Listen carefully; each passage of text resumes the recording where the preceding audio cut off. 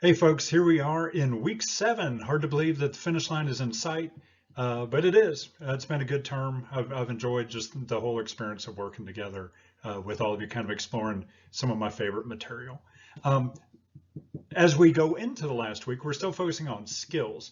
And so the concepts we're going to be looking at, we're going to finish chapter 12, which is where this one comes from. It's going to be coaching. And then we're going to jump into chapter 17. So we'll talk about vision and team building, and then we're going to bring in conflict and conflict resolution strategies. So we'll be doing those over the next several days. I'll continue to post these as I did in week 6.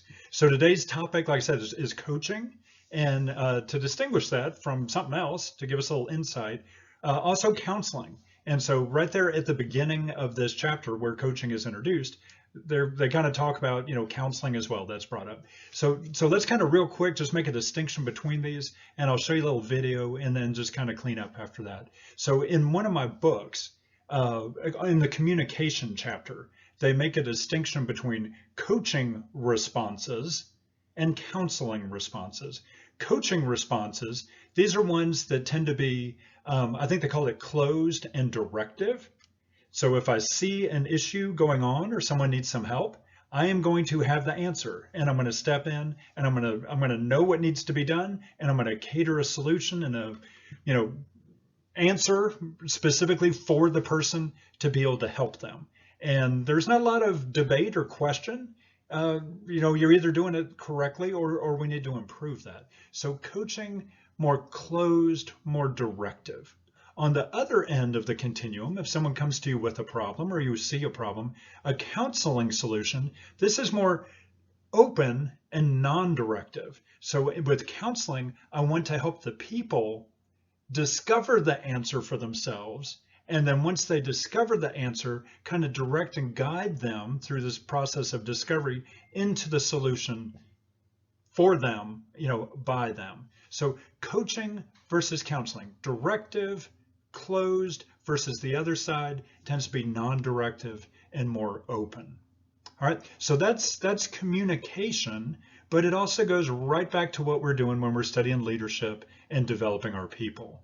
So to give you a little example of one thing to help us make sense of another thing, I want to show you this video. And this is just some little clips that I shot from this morning's fencing class. Our fencing program, we've had it for about 10 years, 10 and a half years, and it's always been kind of more of a club type activity where we kind of fence among ourselves. We just kind of enjoy fencing by ourselves, but occasionally there are people who want to branch out and go do tournaments and kind of develop additional skills and kind of test them against other people, and that's fine. So when we have those people, we help develop them to go compete. And actually one of our guys who started off as a 14-year-old actually competed in the Junior Olympics last year, and now he's back, fortunately, as one of our teachers. And he's not in this video today, but he's one of our guys as well. But with our program, we're moving from just kind of a club sport to a competitive program. And so now we've kind of announced to the people, hey, what we're doing here is we're getting you ready to go compete in tournaments. It's changed the kind of the flavor and kind of the feel of our classes and programs.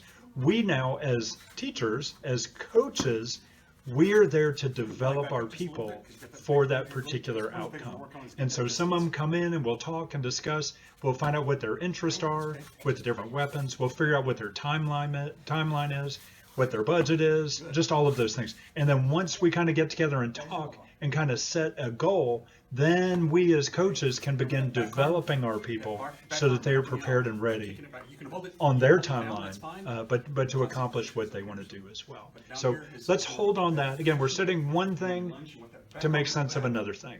And that other thing is in the book on page 495 through 501. So let me show this real quick. Protecting the arm for one. So for one, in foil, you can get penalized for covering target. So if I were to come at you like this and try to attack, I would be penalized because I'm using non-target area to cover target area. So that's one reason why you want to get your arm back. The other reason is you get some of that, just your arm weight going back actually helps your front foot go forward. And so it's a little bit faster. The other thing it's going to do is by putting your arm back, it's going to turn your shoulders towards your opponent like this, and that's going to make your target area skinnier. So in other words, if I'm coming at you like this, I'm showing you a lot of target, right? If I come at you like this, now you don't have a whole lot of target to hit, do you? So that's why it's important to get that arm back. Okay? Yeah, so you want to look at that lead shoulder especially. So just practice that, and that'll develop good habits for later.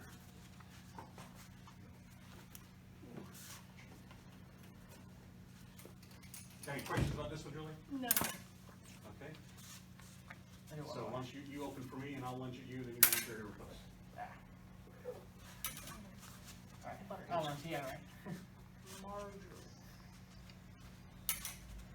Good. And then, Oh, well, let me hit you. That's what the parry's for. right. Okay, so that, again, just a fun little example from class this morning. Tying it back to the book chapter. So one of the goals of leaders should be developing leaders around you. So the people that you are responsible for, that you want to help grow and develop them. So with this counseling, the way that it's mentioned and discussed in the book is to kind of set a training pattern for your people. Where do they want to go? What is their timeline? Kind of what are their personal goals? And then find people, supportive others, who can help chart out a plan and help guide and coach, mentor, and develop the people to getting where they need to be. So as you read through those 6 pages of the book, 495 to 501, just look through there and kind of think about this example or other examples that you've had personally with coaches and how they help develop the people into whatever it is they're trying to become down the road. So just kind of a fun way. I hope that helped. I think you can see a lot of parallels.